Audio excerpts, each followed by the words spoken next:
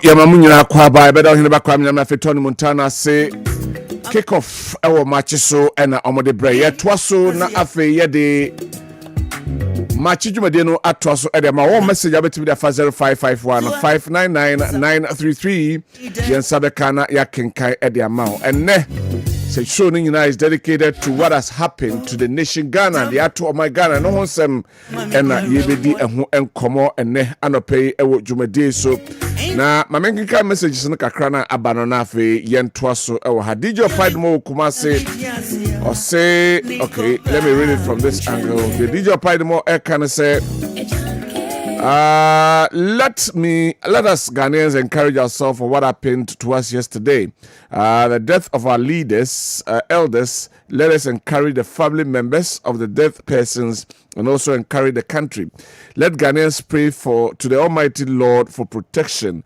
All right, that's DJ Opaidimo, a dear and so and or say as suggested, a suggestion are made towards safety and security of the aviation services. Let's not focus about our road safety, as reports indicate that more than 1,500 people lost their life from January to July this year. Just yesterday, about 2 gory accidents occurred as we were mourning our fallen heroes. The security must revamp inspection and patrolling on our main roads. We call upon government to recruit more police and other security personnel immediately to handle these menace. It brings mortal fear even on our roads. We started calling for massive police military vigilance on our roads as well as combating crimes 4 months ago. Those on other platforms will bear witness, but it yielded no results. Okay. We wish to keep on reminding the authorities to always remember the reset agenda, not only on the economy, but security and safety in mitigating reducing roads accidents, robbery, and then any form of threat to national security. Ono eso edia ode abrewe ese Kodi. It's a very sad day in Ghana, but my issue is from Accra to Obuasi is just 4 hours. But those using V8 without traffic light, you can use less than 3 hours. When they were in a position where they using helicopter to go for campaign, I'm very sad. Sorry for Samuel Abuaji, NATMO coordinator, such a handsome and energetic man for NDC and Obuasi East. May their souls rest in peace. Kabis, our Manchester, Old Trafford, and Oduwe Abre. Or say, oh, Eradi, who my Ghana mobo. Oh. Lionel Oko so see end of the way abai or say good morning. Let me Lionel Oko so see of Crow from Kumasi. It's me. Okay, we are in a state of mourning. Oh Lord, have mercy on your children. Now the MPP man who said, okay, let's leave that. I think that one was yesterday. Let's go to us. Say, Lauren Bacheke Buche was saying, sorry, Quanta or Bayunti Oil Filling Station. Yesterday was a very gloomy day. We are yet to recover from the shock following the plane crash that has claimed precious lives of the defense minister and others. May God grant us strength in this painful moment. All right. Thank you very much. We say Golden Boy. Okay. We say Golden Boy. Ewo Mamponting. Golden Boy and us. Ewo Mamponting. Skilled today, I'm so sad and I can't do anything. May their souls rest in peace. Amen. Thank you very much. We see teacher Kujo Tepa in Susu. And also very sad that they lost their lives serving their country. Yesterday was a bad day for Ghana. May their souls rest in perfect peace. I wonder what their wives and children are going through now after hearing the news. It's not easy. Let us support and pray for their families during these difficult times. All right. And that's it. Capito Ewo Go Sumenshia. As in fact, Ghana, we didn't hear a good news yesterday at all. Why can we lose such great men of this country? My condolences to their families and may their souls rest in peace. So sad. Regards to Honorable Mavis Howard Kumsin and also Edie Enonom. Kwejo Bwedi wo Kumewu Bodumasi. Also, what a painful death. Killed the Anofa. I can't. so I can't went to me and trust. Right, yeah, that's Masawudo Kumasi Bans I'm profoundly heartbroken and shaken by the sudden and tragic loss of 8 government officials in a helicopter crash. These were honorable men who dedicated themselves to the service of Ghana. May their humbled souls find peace with deepest sorrow. All right. Also, and the rest of the messages, I'll come and read them. We can keep them coming on 0551599933. 0551599933. Yensa ebekana fe yakenkan edi amount. Yabaka kofa de obon krata mu ensem na yaba.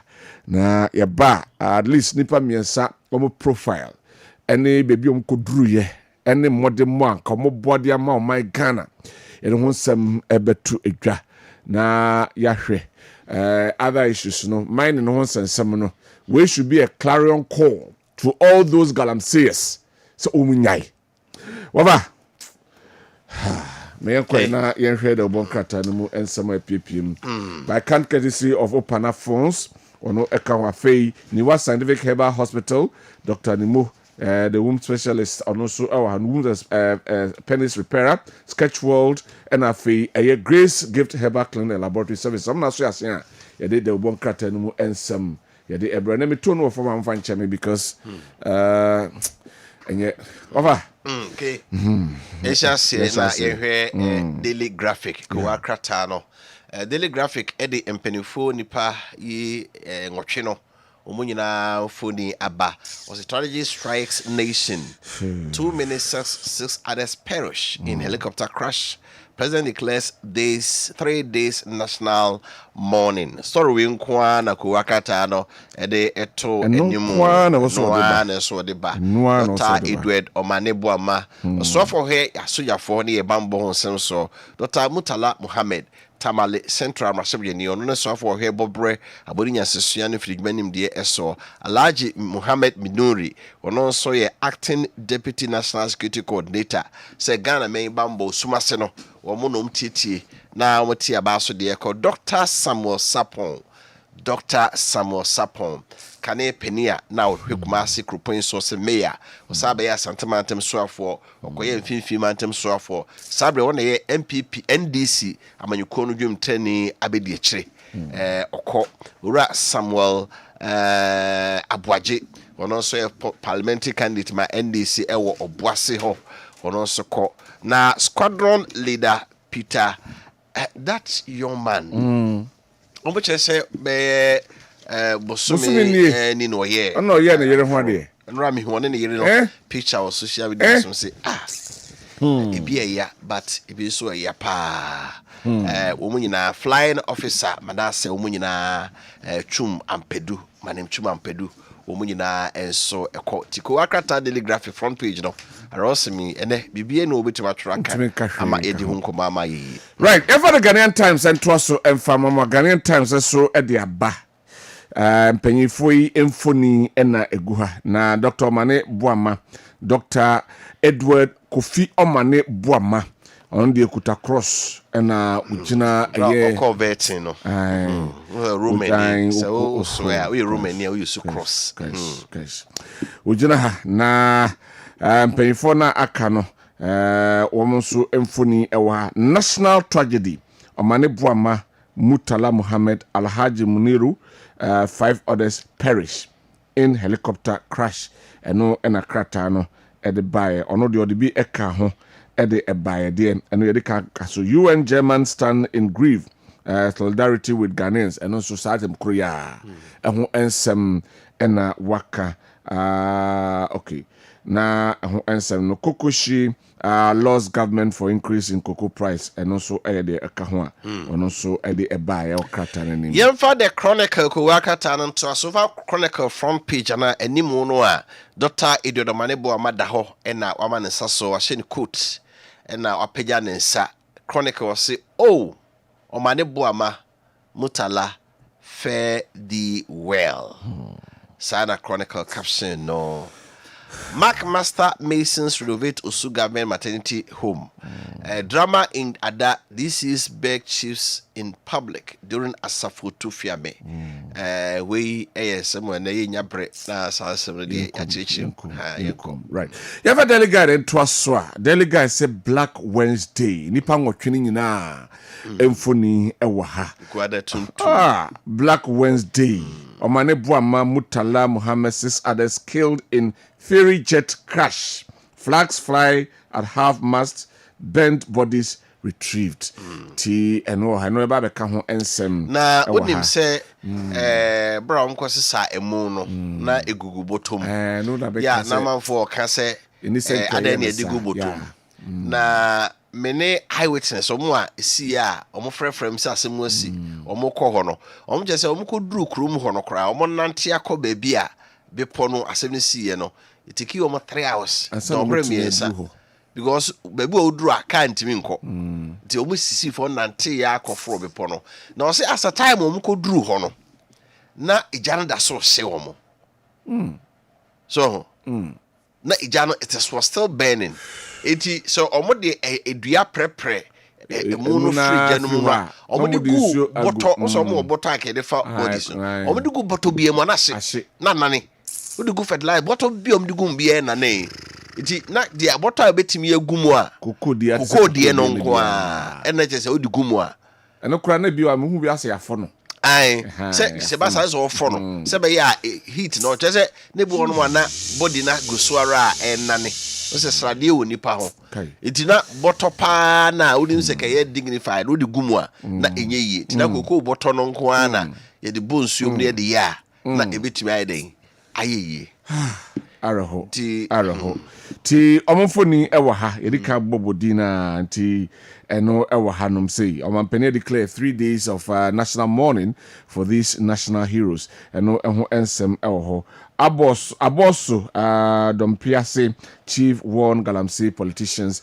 eno ewo say I'm not a criminal Shatawale slams yoko eno so ewo krata no enim yet also ana the daily searchlight ena also daily searchlight was nke red and on the trend omo iron black. Also, tears rain on Black Wednesday. And or the Dr. Idodomane Boama and Dr. Mutala Muhammad. Omumfuni ato kuwakrata no anymore. President Tinubu mourns with Ghana.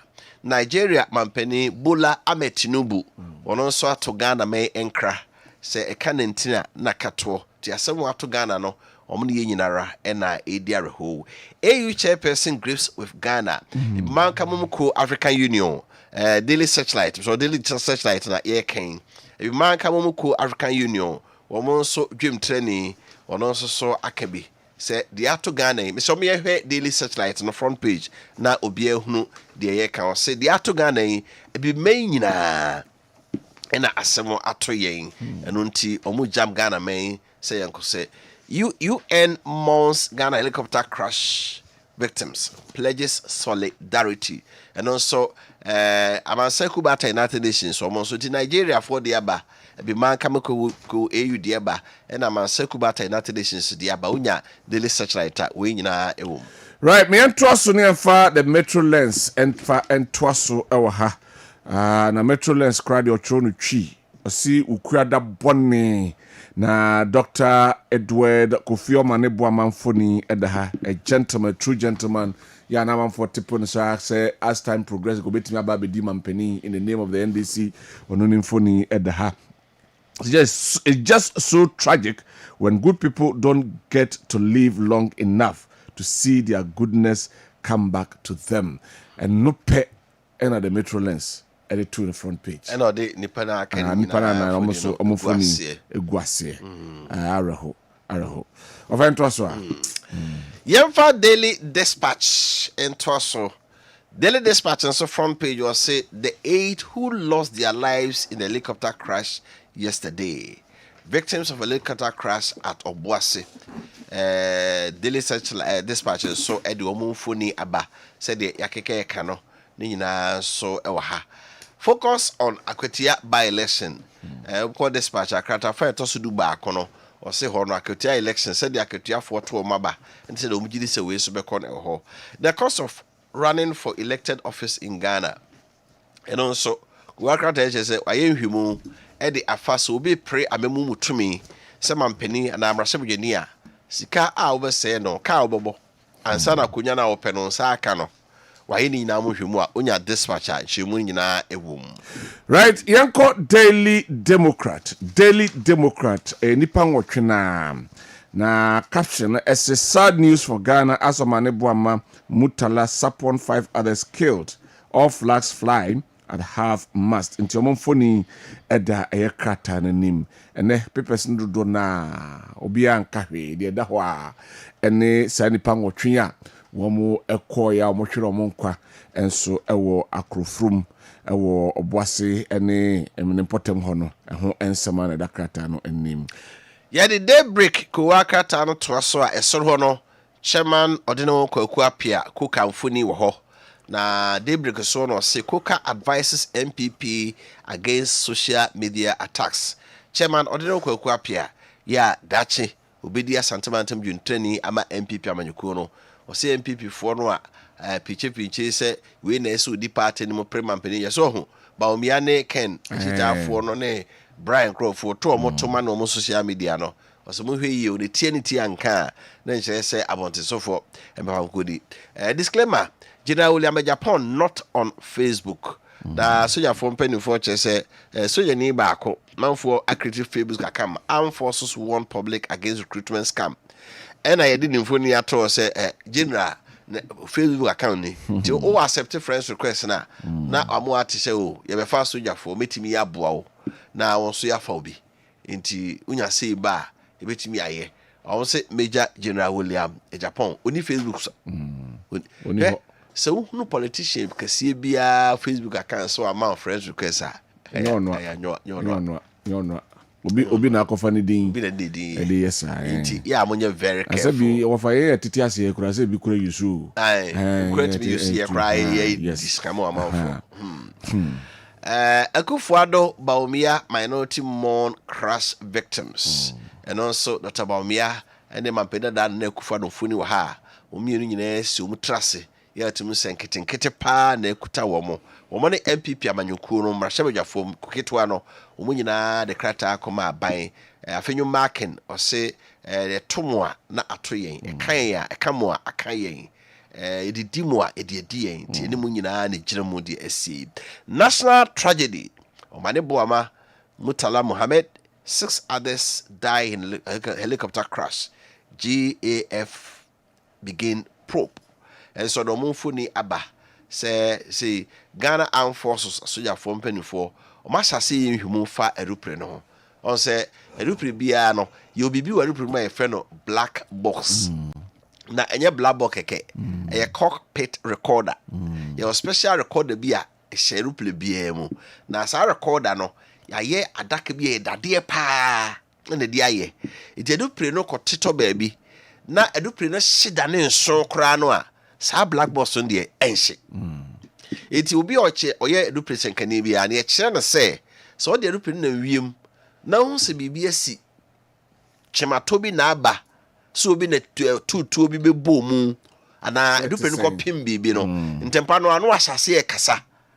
se ade we ne siye ade mehu se hu se bibia bebo ayi ne to ana se plane na pimbo ayi sei eti se mo amutim no mu anya nkwakra no a ikoyi sa black box na recorder no wom na ya play ya bo woni na okasa ayi na yedai eguso ne ehunu adekode yede nkwanhia na yedai e baaye eti aeroplane bia obi nemom minim se helicopter we no o se helicopter ne asenye emfa passenger ayi ba me se be won sanam wiemu de but se ade bo ho ye bia na ye bu ye ni egu ne be bi so ha ade bo ho ayi ho but bo abekọ no office ya ise CCTV no bo ho but enye adwuma so se eye adwuma de a obekasa egu so mo saka black box na obetimi ya me ehunu ade crop potting because ebi si ekobodua ebi si ekopem meponum ebi si na ewiem ye ho ani ni nyina ye hu the black box no and I say omo ye investigation na omo hwemu pe no mu hu a na omo tie asem kra okan say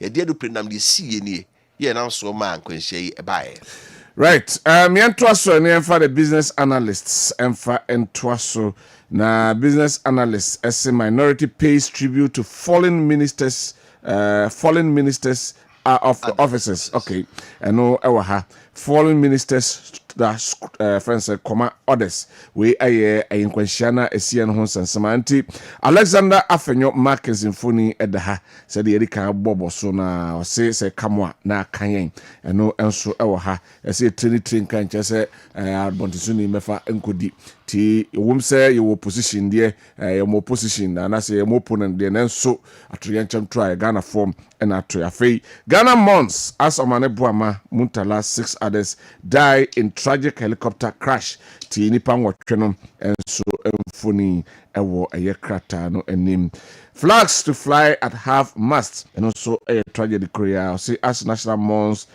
victims of helicopter crash and no na asie ho na yatro mampeni helicopter crash Mahama is down emotionally na ohwe omampeni said the ordinance esum na no na wasini trase sisareho kese na aba no ewo krata no enim Araho papa yemfa the hawk ko wakrata no to so the hawk so was say NDC prioritize grassroots welfare who say chief of staff Roger Jabra the phone in that source NDC amanyuko the grassroots no so mo ya netesu say buy no mpanifo no kro mo fie wo fra mo mfa o say NDC de saa the grassroots o mo na edu mo kofom koye adwuma no pa no mo yedie ebe hia wo mo Black Wednesday o mane Mutala and 6 others killed in chopper crash. And also asem krono a munyina mfuni oha. Ken drops receipt. Baumiers soundbite sank S. Kene Japan ena oka se ensemu ana tabawumia kaye no eno na NDC for the year campaign itia MPP nti omo de hye wono Kene Japan se wono na ma party lusu ye no entisa aboso bompieso chiefs approve anti-galamsey raid warn politicians to stay away and also ya boso da no galamsey ya galamsey ya Supreme newspaper essay Black Wednesday as Ghana loses Omane Buama Mutala Muhammad 6 others in helicopter crash into Asam Krona also Emfoni Ewahanum say afi minority mourns victims of military helicopter crash and also Yedikan Aboso Bompieso chief warn politicians and Oyaka Honsem afi Oba Sehonma I will contest Ashanti regional chairmanship position in God's own time Koka chairman Odino Kwapia no dia betu dwa se emre no so a se wo se okogina na eto abama no no akogina na ya to abama no afei na Dankwa Mfoni eda ha se helicopter crash is national tragedy of immense proportion Kufuado nsema wode e kan se eyoma muni nyina na ya hwere ade oyeni kase aboyen eno enso ewo krata no enim ofa edesi right yeah my boy was for opana phones no easy buy adawro say on person turn easily thing from easy buy no so go ta de na ontimi nto a ukobusa no ontimi ata so sika na anye dey anso nenso omo se wo de nje se sika be so ansa say ne kura wo ene wo say ne kura wo bra phone na open 2000 3000 1005 bra na beji ne fa de kura wo no beto ase na ye ma obre obetete ne kakra kopum so betu awie opese obetwa susu da bia wetima ye open na ochwe abaye open bosom so abaye ti odi a ne se de odi beto ase ne fa bra o ba fa Ghana card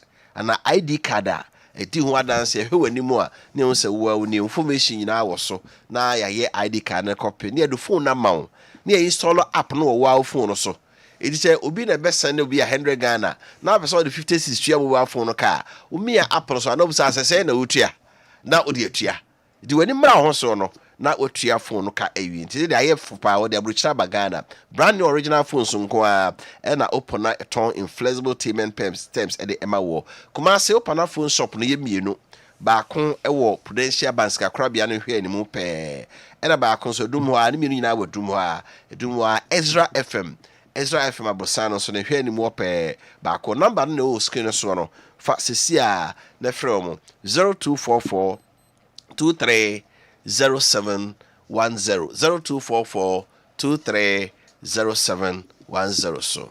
Grace Gift Herbal Clinic and Laboratory Service say and they my yade encounter them what my yade enti won free se bi nipa ho ma wodo a owo ma nipa no yade enye emfa ma yade enye pesemi nkumanya na onye wo moso enti bra na yade eteti wa ma wunya wa hoto ma nyu ani je no yenko na yentu ase emfa ema yede mfie bebre na yede edi djuma aboa magana fo etimi enya wo mo asomdwe ene o ma yaresa yewo mpanyifo a ene eba yaresa hwemu a wo mo aboku yade ye bedrom eye adwuma yade ahodo etiti unyina no fabeda Grace Gift Herbal Clinic and Laboratory Services na yenkomam ebi ayesabi enemu mreyo meka mema no waye me ewo empem ya kwan ho a empusu efa katuo de nka obum na de to abahye na poma kokoro na kyese egina so na ten na nka toto na ekum na so de wopuma na ne komabu sabi ukro ne utuo ne komabu bra na yenko emam enam yade ahodo na etete wo eno so yebetimi edi ho dwuma etu ase ama wo ba ma wo ba wo pe eye ba ede ato na so wa ya wunya bi ye wono anu ye wate brana yenko na bibia enkoye ma afei wo ba sabi wa hemfi ho no enema enkoye emfa emma sabi wa hemfi ho no ohene ntimi enwura ho because ahemfi no yensiesie ho no hono nyefe wa ye modern bia so sabio ase nkabi ene da honum a emma honum kono enya homka bra na fe yensisi honum na fe ohini bowura honum a in fact wo so watimi enya homka eni jem sanso na we bema no unhu ni ye wo hwe na hwe bema anim na hwe bema tetengram a wugina ho pa na ko bie bema idan pa na hwe na tem ketwa bi o se timi pa mi ni da bi bra na yemma bema no enyina so nye kese se be ya betimi abona dwuma se wo se eye sanso ena kokram ena ato postrate na ya na ye kese be kwama honamani ena yade agiafa nsan agiafa bra na yenko ema fibroid ena abeje uyefunu no aboso akente so nya ne trabie ne ho bra yentu asema sanso ena yefrum kro osa ena ehaw emu ahodo bia di nyina wa no ye edema typhoid fever na malaria and how and as hepatitis A B C D E ena etete wo monyamro so ena etete we manya wa hoto and as sichemu yade ena ehawa bani nyina ye wo ho anu ye ana stroke muye ena nei age obodi no aboso ko Grace Gift Herbal Clinic and Laboratory Services na yenko emam yo Kumase Ohwim School Junction Barakese kwane so sanso na nkran so ye ne Family Life International School na die nhwe New Achimota Petroleum Bangle ho ene wo ye adwuma firi joda kosi asiada anopa no nson kopemse no num ebebo freyen ewo 0246 518003 0246 518003 ana 0244 126123 0244 126123 na yanyo so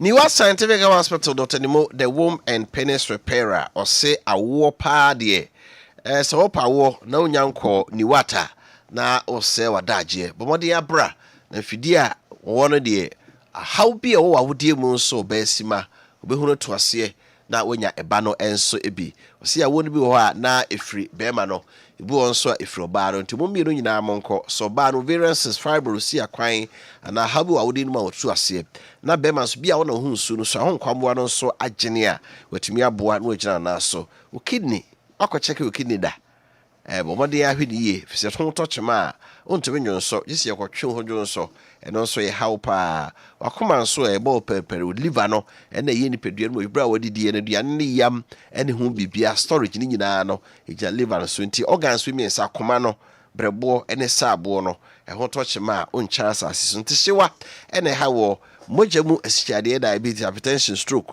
ene nompemu yade koda bi wo bo no asi ana no afiasem omode yakọ na nyina omo ehwe Kumase omo atonso manako junction ne adasiru bank division mu enkrama 7 Janet College rope wani Chetanta Hill no miamia nyo edme figura ko pememenda rapa no so ne fa ko pemenu sia 0244 087687 0244 087687 so overhold na yenkodi nkomoyi emra yene Nana Chei Befi on the Director of Studies Global Institute of Aviation ikwa kodi nkomo Ede afa enra yuni ya esiye ewo Ghana no eho na ommaye nimdie kakra efa aviation ho nana mpacho yamwache ene anopei Amache. na minisa anope ompom ye nyina yesu de Awo da to ni.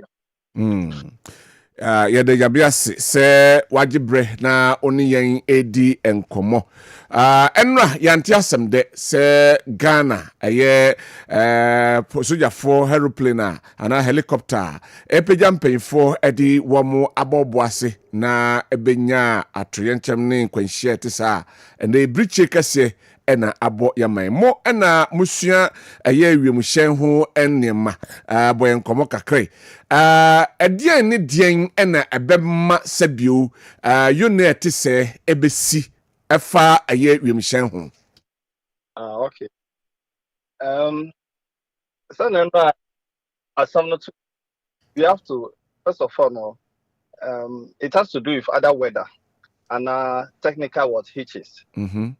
That's a technical hitches and say be na plane no problem no or no problem ho and now if I say weather no because as of yesterday no that weather no ankasa no and said that papa now say weather no papa na air traffic controls no be catch a pilot and say manu N2 plane no obetuma what you call emergency landing in chest obetuma land will be a or hoye na maybe say the weather is clear that you can what fly. You have so many what for now no yen to me ain't say the portia a year ma plane a bar for no one see some investigation no moon black box no in a year communication now pilot no or name or kasa a common traffic controllers no into your more investigation no more the cause of we know almost your black box no more call no more what happened and send them to match say at their portia Emma play me about from but for now no want to mean to say reporting AC into play no about from tiye tibi che na kamepe menkase encha de porte na mum ede be niam bi saa na odi kaka weather no ho ensem apart from weather de be niam bi saa apart from weather ne technical hitches ebeba no de be niam bi saa na betimi ama de asi nra no asi and so much culture and in aviation you have 4 type of maintenance. You have maintenance A, maintenance B, maintenance C, and D. Maintenance A, between 3 months, be our servicing. And 6 months. I have 2 parts, no they are common on it, normal cost servicing, normally for Fraba. And now plane and Casabe cost servicing, which will be out of the country. Near service normally about. But also the history of what helicopter that you say now you use one meet. I don't know the maintenance culture of those kind of what aircraft. It mean to me what they say was the aircraft maintained or was the helicopter was maintained 3 months or 6 months. Because for now no, as I said earlier, no, need to mean say at the 14, whether it was from the technical hitches is weather, but the 40 of the words the whole weather no could also be a factor that maybe the stability steady. Feasibility no and clear into maybe pilot will or something of that so it hits the tree and all of a sudden the whole thing also fell down. So many factors. My education kakra say helicopter airboat tree airboat dream any plane yankasa airboat dream ensunsunye no eya na etesen bi say helicopter de ne de eya na ne balance no lusu no ewo soro say plane de no manyenchiru kakra fa ho Okay, for example, when you say to say aeroplane, no, at a certain altitude, maybe 26,000 feet above sea level, and helicopter, no, and to me cost and no cost maybe 8,000 or 10,000, depending on the type of what helicopter. Okay. In share the 2 type of what helicopter it has so many issues. My challenge now is was the pilot informed about the weather. What was the last communication now? Only maybe air traffic control and air kasai. And secondly, was it descending or ascending? Because if it's ascending, then it means that it hits something. Maybe it's supposed to fly at maybe 7,000 feet or maybe. Maybe he went below that. Okay. And that could also be a factor. Okay. Because I'm looking at all these two words, whether it was below 6,000, 7,000, or was it what above? What I indicate to me say helicopter hit a tree or maybe a hill. So the whole thing was fell down. Yeah. Right. Ya can say no na ye hu say minim de minim say nya dan black box no mo amokire anase mo amonim de fa aviation no niema no niema ye bi pie mu eba no etimi eba abonten titru say plane anase helicopter etia hwe empepin ya na de be niema na anase the kind of reaction omom wo mu no Ede ba bonten say black box no e record be bisa.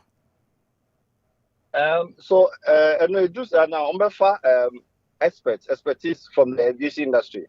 Normal site or normal investigation to black box. Some of the black box we call laboratory or maybe normal normal recordings and whatever happening. From there then make your report. Make your reporter.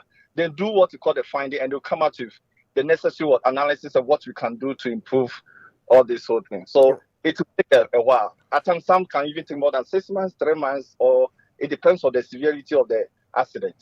But when you expert advice, what will you advise, especially with Ghana and your aircraft, aviation sector? What will you advise? Say, what's it? Yeah, maybe say the Ghana government should do concerning that we should develop the habit of what maintenance. Aircraft. When it's the auto aircraft. Let me give you an example. Boeing 777. The lifespan of aircraft is 30 years. 30 years in interest. Aircraft. You will not replace it or you will not change parts. As the Bimukra use 15 years. No more replacing parts. No more leasing aircraft. We should develop the habit of maintenance of our aircraft, our helicopters, and all those bombardiers that we've been using. Because if we don't have that habit of developing this maintenance culture, we'll still be having some issues of this nature concerning these incidents that are happening. It's rather unfortunate. Right. Nana Che Befi Medasi ene. Anope ene bra wenya adiamai. Nana Che Befi, Director of Studies, Global Institute of Aviation, ena otise yeneno ekodi enkomono. Right. Mame fantu jase ene Sketch World Media Institute say ene so peso yen century juma na ye year.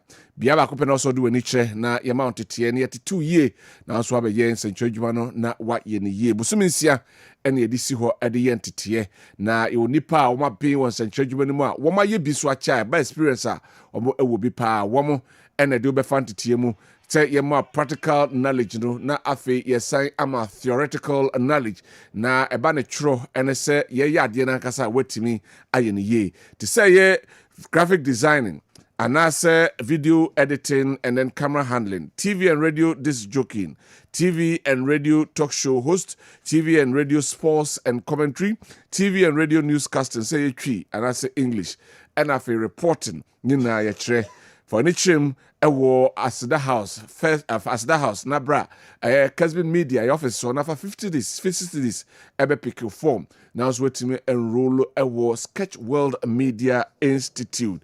Now the attendant said, Nipe do ne kind abano, one more our special discount. The sign the atuja say a nay, Usia na ebe sign a promise of attachment or renowned TV and our radio station. Now so kwa juma. From page 0249 414039 0249 414039 and now 0261 110955 0261 110955 na afi yenyo so right ma yensan ko na yenkohwehwe footage no ebi the see yebeko panyifo ho na yakohwe de ekoso the chief of staff ebekasa ya ode ensem ahodo ede etudwa se oyone abo oman no yenko tie no na yenko busuafie yenko ndisifo so ho na yenko hwe ensem ekoso yenko tie chief of staff ensem a yade sa asem kase ehye na no so meka sede obeka ede kire Ghana for yentie nsem a ora Julius Debra ede etudwa. Announce the demise of the following person. I have the unpleasant duty, sadly, to announce a national tragedy involving the crash of a military helicopter this morning around the Adansi area in Ashanti region. Government regrets to announce the demise of the following persons in the tragic crash. Dr. Edward Kofi Omane-Boamah, Minister for Defense. Alhaji Dr. Ibrahim Murtala Mohammed, MP, Minister for Environment, Science and Technology. Alhaji Muniru Mohammed Lemonad, Acting Deputy National Security Coordinator and former Minister for Food and Agriculture. Dr. Samuel Sapon, Vice Chairman of the National Democratic Congress. And Mr. Samuel Abuaji, a former parliamentary candidate. Squadron Leader Peter Bafemi Anala, Flying Officer Manin Chum Ampedu, and Sergeant Ernest Ado Mensah. The President and government extends our condolences and sympathies to the families of our comrades and the servicemen who died in service to the country. All flags are to fly at half-mast until further notice. Thank you. We the Chief of Staff and Otese Ode and Sem Ede Etudwa said declare say Ghana there were 3 days state of mourning na yedi esu yenkrofo ya na senipe ya enei eyewemhyen ekotehwe ye no de ba me yakona fe yenhwe the National Democratic Congress womo etwehyiaye na womo edi areho etodwom na ohwese eye the Interior Minister na wo su na wo twedwadwo na on control yenhwe de eye the Education Minister ede etudwa ansa na yede de aka no atoa so yentie nsem a Education Minister ede tudwa no na afi yemra. The cooperative mining initiative, the president is down emotionally. We pray that God will give him the fortitude and the Ghanaian people to accept this tragic loss. Excellency, the Vice President, Professor Jenana, is now leading a government delegation to formally, but albeit with difficulty, go and convey the sad passing of our colleagues, Dr. Omane-Boamah, Dr. Murtala Mohammed, Alhaji Lemuna, Alhaji Murtala Mohammed, and comrades Sapong. So the Vice President have constituted a team, one led by Julius Debra, National Chairman to Koforidua, supported by the Army Commander, and the other team will visit the 2 other families, and the family will visit Takoradi tomorrow. Do accept our sympathies and condolences. Very difficult moments for all of them. We the Education Minister ono na ode ensem tudwa describing how omampeni feelings and opemde tudwa say omampeni na osenka otusa kwan bi ono na oye guest of honor wo ba betena se na afei adwumede no abaso ewo oboase na say dem de kan tudwa no na anopei omampeni sorry no na bibihye no so say nyade wo so otukwan because omanya enka omampeni die nu a no ne abrese person shemo man no etimi kononim nanka okwa kodi dwumadi eti sei kase galanse no eyade ba ko a wo mu egina so ede eye campaign in the 2024 elections and I say prior to the elections of 2024 nanka omampani etu anamon behwe ometu anamon ahodo bebre yanka omohwe se galamse no yebetimi akon tinka wo koboase na afei yakwa akohwe sajumedi ahwe se nei mamu no ene aban ene womo a omutu efom agudie no enyina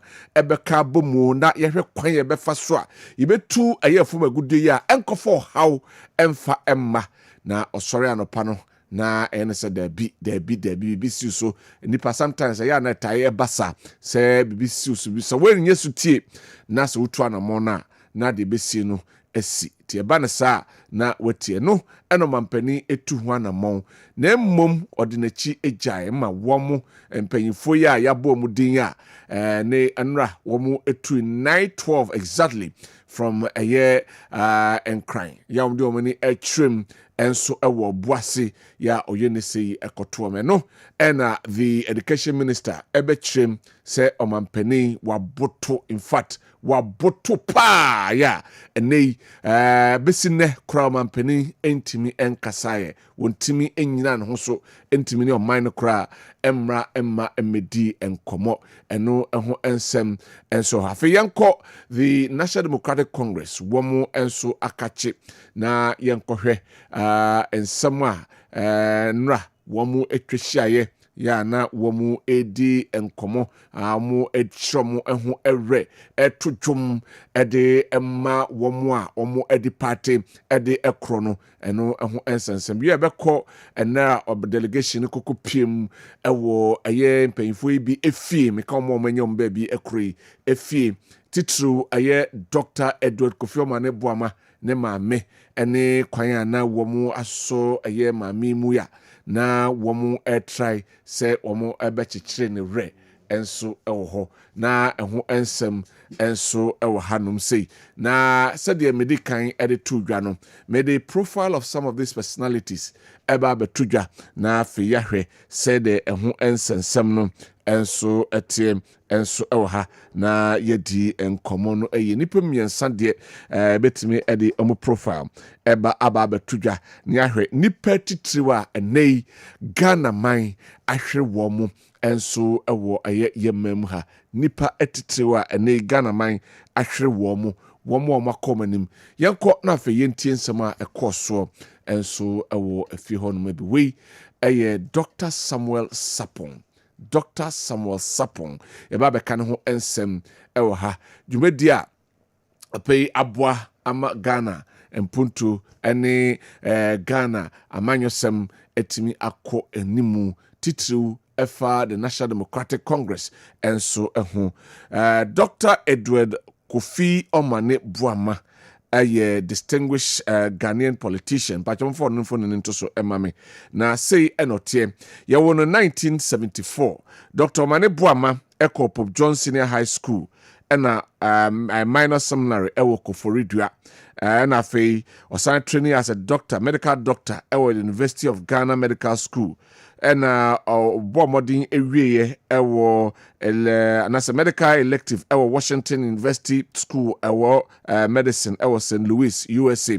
I feel on masters in health policy planning, financing jointly every the London School of Economics and the London School of Hygiene and Tropical Medicine. Enokoy, a student leader. I was serving as a president of the National Union of Ghana Students, NUCS, coordinating secretary of the Federation of Ghana Medical Students Association, FGMSA.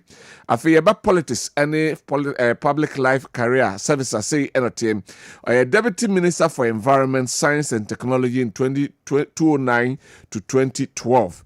NFM or sign a leading investigation into environmental incidents and now a spill of Cosmos Energy oil-based mud NFA Newmont cyanide NFA launching a national tree planting campaign. Deputy Minister of Youth and Sports in 2012 to 2013 or coordinating Ghana's effort during the 2013 African Cup of Nations. Minister for Communication and Presidential Spokesperson 2013 to 2017 on a champion initiative rollout of Ghana 4G LTE network GOTA and Boama to establish a set Ghana develop a child online protection framework. National Democratic Congress Director of Elections and IT 2023-2024 and strategically or the modernization about the party's election operations and the innovations in technology by noeboye Emma 2024 womu etimi enya victory eba ebedi abanso. Minister of Defense in 2025 na fe no January 2025 and officially ya sign appointed in 2025 say ono the Minister of Defense ɛno ɛho ensem ɛno ɔno na succeed ɛyɛ niti wool ɛnso ɛho right entimienko Dr. Edward Omane Boamane Fee, Honorable Esedun Ketia, the general himself, and the DNM the delegation, Echo Fio Yenko, na Yenko heard the course and so ewo. Ti we aye the course and so ewo in paying for, and na esi ya ye kobo amane son, amane chenchenche, ya ye ko akobo ehon amane, and so ewo Dr. Edward Omane Boama.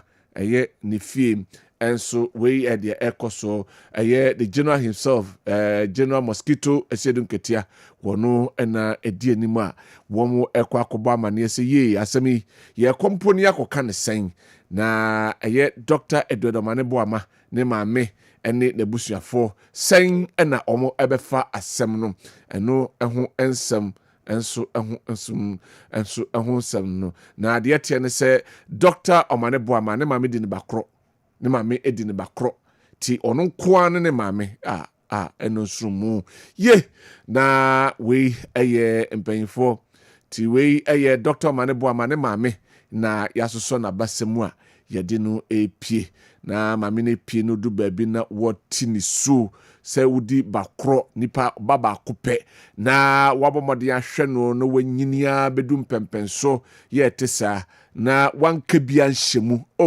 areho ti Dr. Omane Boama ne mame enenei yasoso ne nsemu a yede no epie enyasem kuma ye oba time be fa ne sen wododo okra na bakwa afiri mu na tesen na wudi bakro na obaba kwa sebio bia onu ne didie no ma obi adi na nei wokwa akoye adwuma aboa magana empuntu akọ nanimu ena ato yerenchem de ente se akọ no ti we eye Dr.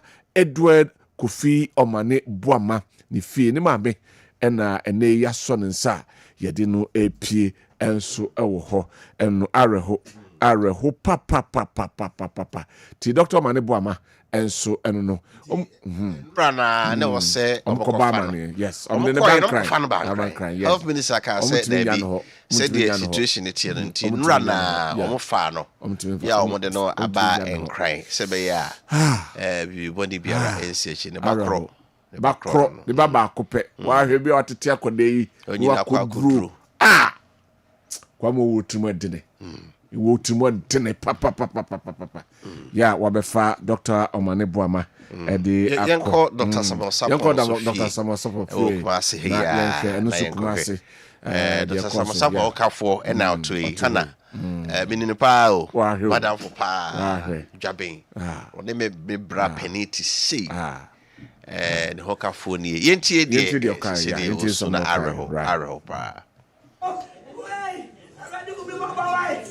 yes we walk away already tibio about me already the man dance wo already the man dance wo asabi afu mi wo wey already we be baba eti e kure wasi na wo kra mi akọ kabi bi ka ho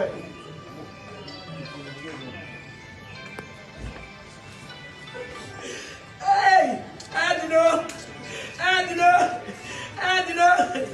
Hey, Adayana.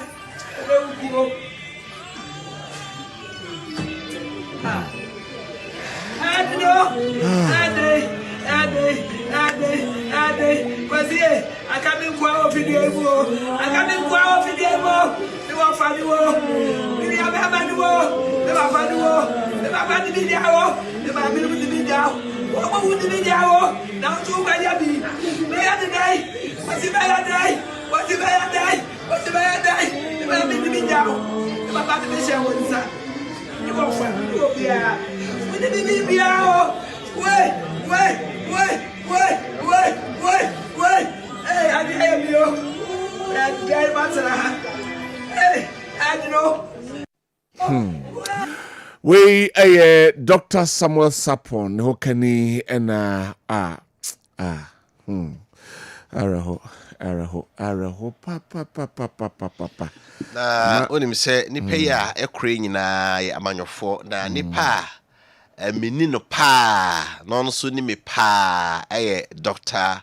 Samuel Sapon bi se unime efri me mofrase kane Rollins abreso ya na PNDC so kaya na almost could be friend of CDR for obadwabia ne papa Dr. Samasapa papa na kire me twi dwabe secondary school he was a senior master iti ni nuanom nyina yampoma Olivia my classmate ni makon my senior brother classmate iti Dr. Samasapa de minine pa mi so pa free mo frase say okudwabe a ne ma me fie ni nuanom enye asem akra say wakra free nkran say oba kumase ti ko free program na se a na ko afafie na ka bi afafie na wakwache obusuafo ya hwe ono so profile kakra na yenhwe Dr. Samuel Sapon a distinguished Ghanaian politician na ne political career and public service life and education ya won November 10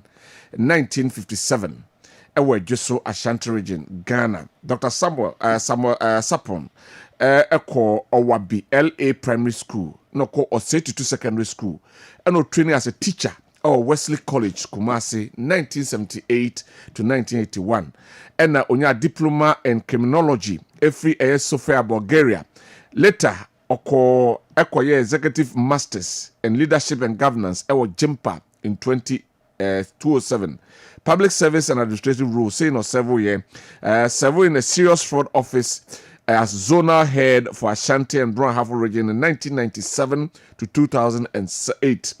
Afei okuta aye security coordination Emma National Sports Council or chair local organizing sub-security committee for CAN 2008. Leadership in local governance, appointed chief executive of Kumasi Metropolitan Assembly in 2009, approved by the 70 Assembly with 77 out of 79 votes. Nipa Minupe and unconfirmed. Served as Ashanti Regional Minister, appointed by President Mahama in 2013. Also served as Central Regional Minister under the same administration. State Housing Corporation MD. Later, obey Managing Director.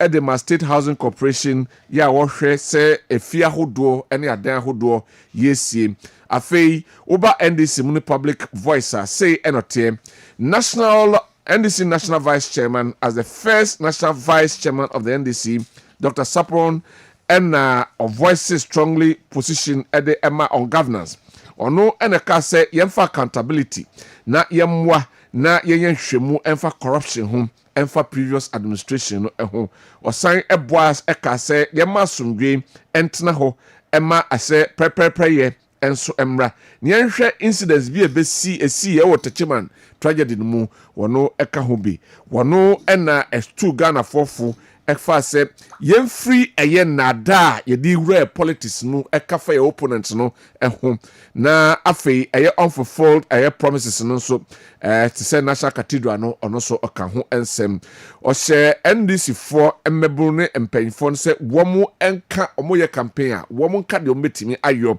na aboa ema empuntu ene adwuma ahodo etimi aba Women's Bank no woka ho ensem ahodo se ene fee for eye first year university no so no oka ho bi na ye basa ye bona baso ene nkone ba ye bona baso se communal visionary leader the presidential Globe African Heroes Honors in 2021 say the leadership and in infrastructure development work obo modern ye sign eto ni din say ye ba politicians e Ghana history mu a yentimi emfa obia entoto ne ho Pan African Heroes Foundation and also e kan ho say ba say yenka politician kanipa bomu a oyi Samuel Sapon free mu a enye ye waka ho bi pa na enra fofie antwata ya onye ne kese eboy ya military helicopter womo ede eba abedi dwuma no papai enso eka ho bia womo efree mu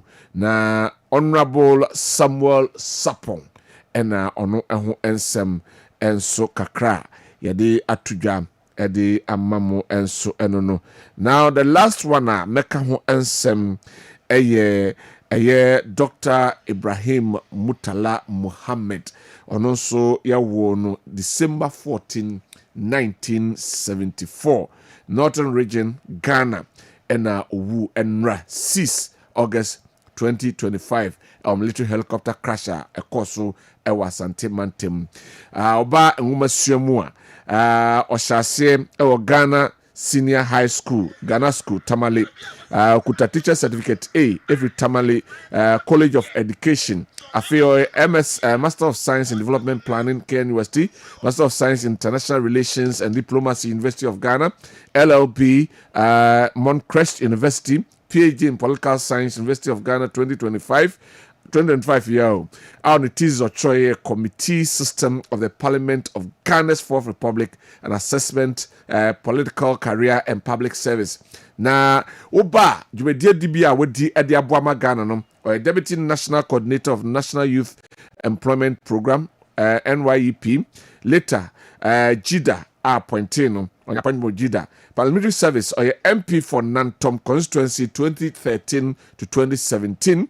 Afe MP for Tamale Central constituency 2021-2025. Nesan re-elected no. Yasan returned 2024 no answer. Ministerial role: Deputy Minister for Information and Media Relations 2013, Deputy Minister for Trade and Industry 2014-2017, appointed Minister for Environment, Science, Technology and Innovation under President John Mahama from February to August 2025. Na eba oko Minister for Employment, Environment, Science and Technology Initiatives na Innovation na and champions environmental sustainability, inclusive climate governance, local innovation and international partnership.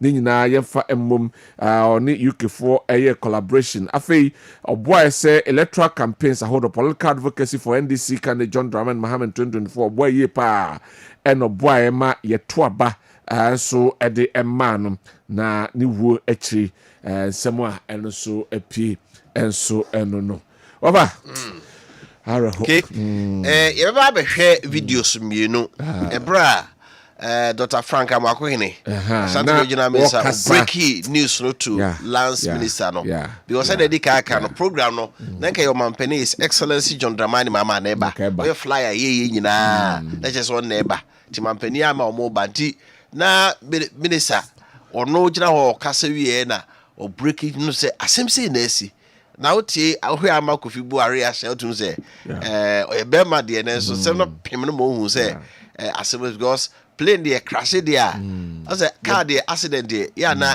yi kakra plane dey crash ya possibility so be best survive ya na ending nti o he video no ha nti o trust ya o trust na ni break man right nti yanko ne hwe sati mo fa chance ha right.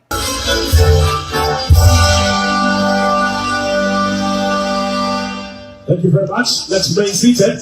Indeed, you have been urged to resist the oppressor's rule. The oppressor this morning, for which reason we have gathered here, is illegal mining, and that is why, under the auspices of the Minister for Lands and Natural Resources, we are here to launch the Responsible Cooperative Mining and Skills Development Program. By way of emphasis, it is on record that we have a total of about the regional minister and a war ubenkum suno na breaking news na the ma the lands minister. Now I heard the reaction of the lands minister. So who said the course. But regional minister or try say Sebu nyasa samo enshino name he knows how to manage situations. Ebia wamo eje anka program no said the no ka essay, but that is what happened and the course over. Second one no edwumako anopa na nsa na we be see no na this same military helicopter back here na airport force landing an emergency landing on that park. This is our park ni wa cannot so be as for jo mo edwumako no who said du pe ndi mika na je hospital park no say why baby a which be ejina ma yi no ndi mika gidigidi I say ono so utimi ye boko di see ye. They no happen anopa no earlier and sana we be 10 o'clock no so no AD be si hon so that helicopter na air landing no so te say we na di Ghana on se tore bia ni man bi ana e dey politics but sometimes no yen nwene ye safety so e ho kakra so we edupre a ne boarding but say penifo na edupre be fa wiemu nko ade a there are safety standards bia we have to meet. Yes. And I know be can say on social media so say no wonder the president always flies in his brother's aeroplane.